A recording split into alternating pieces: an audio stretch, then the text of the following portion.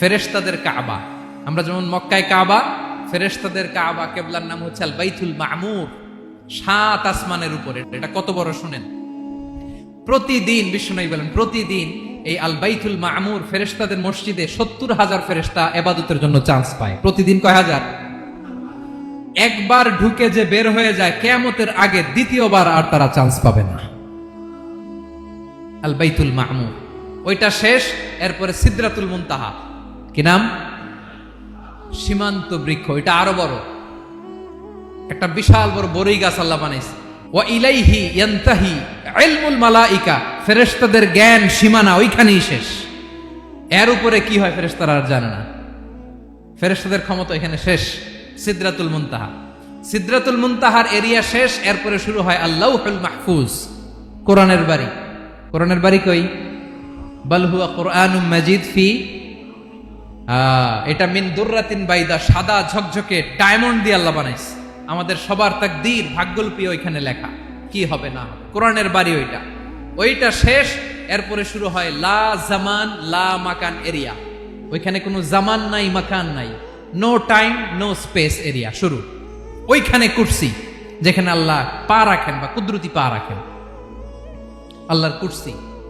বড় রাজা বাদশারা সিংহাসনে বসে পা রাখে একটা টেবিলের উপর, শাহী টেবিল, ওইটার নাম কুরসি।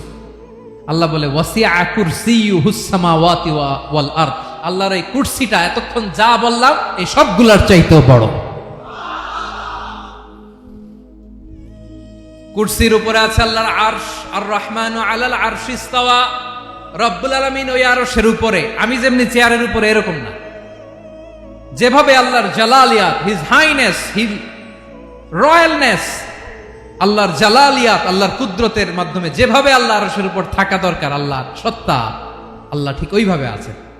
9 নম্বর আল্লাহ বলেন ওয়ালা ইয়াউদুহু হিফযুহুমা, এই বিশাল আকাশ জমিনকে রক্ষণাবেক্ষণ করতে যে আল্লাহ কঠিন কালেও ক্লান্ত হয় না। নাকি আমার আপনার মতো ক্লান্ত হয়? আল্লাহর ক্লান্তি আছে, শ্রান্তি আছে, বিশ্রাম আছে, বিরাম আছে, ঘুম, জিমানি? সুবহানাল্লাহ পড়েন। আল্লাহ বলে ওয়ালা ইয়াউদুহু হিফযুহুমা, এগুলোকে রক্ষণাবেক্ষণ করতে আল্লাহ ক্লান্ত হয়ে পড়েন না। 9 নম্বরে বললেন আল্লাহর কোনো ক্লান্তি নাই, সব কিন্তু দেখভাল করেন, প্রতি মুহূর্তে প্রতি সেকেন্ডে যার যেটা লাগে করেন। এই পুরো বসুন্ধরা, পৃথিবী, মহাবিশ্ব যেভাবে চলা দরকার সৃষ্টির পর থেকে আজও চলছে। চালায় কে? ইঞ্জিনিয়ারটা কে? আসল কারিগরটা কে? 9 নম্বর চলে গেল, আল্লাহ ক্লান্ত হন না। আর বাকি রইল কয়টা? সব শেষে আল্লাহ তাআলা বললেন ওয়া হুয়াল আলিয়ুল আযীম, ওয়া হুয়াল আলিয়ুল আযীম, তিনি হচ্ছেন আল আলিয়ুল আযীম। সব শেষ কথা। প্রিয় ভাইয়ের, আমি বলেছিলাম আয়াতুল কুরসিতে আল্লাহর মোট কয়টা সুন্দর সুন্দর নাম আছে? 2টা তো বলে ফেলছে। এগুলো কি ছিল? আল হাইয়ু, আল কাইয়ুম। এবার সব শেষে 3 আর 4 নাম্বারটা আসছে। এটা কি? একটা আল আলী আর একটা আযীম।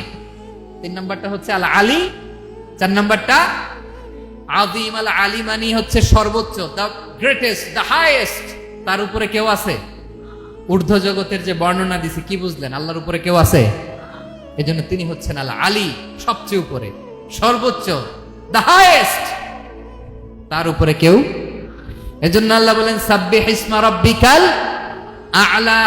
আল আলিয়ার আল আ'লা কাছাকাছি অর্থ প্রশংসা করো ওই আল্লাহর যিনি হলেন আ'লা, সবচেয়ে বড়। তার চেয়ে বড় কেউ আছে নাকি? তার উপরে কেউ আছে নাকি? আল আ'লা। এজন্য আমরা যখন সিজদায় লুটিয়ে পড়ি, আমরা যখন সবচেয়ে নিচে যাই, আমরা বলি আল্লাহ তুমি সবচেয়ে উপরে। আমরা যখন সিজদায় যাই, আমরা তখন সবচেয়ে কি? নিচে, তাই না? এর চেয়ে নিচে আর মানুষের সবচাইতে দামি অঙ্গ কপালটারে মাটিতে ঘষি, আমি সবচেয়ে নিচে, আর আমি বলি সুবহানা রাব্বিয়াল, সুবহানা রাব্বিয়াল আ'লা। আল্লাহ তুমি সবচেয়ে উপরে, আমি সবচেয়ে নিচে, কিন্তু তুমি সবচেয়ে উপরে। সুবহানাল্লাহ পড়ে।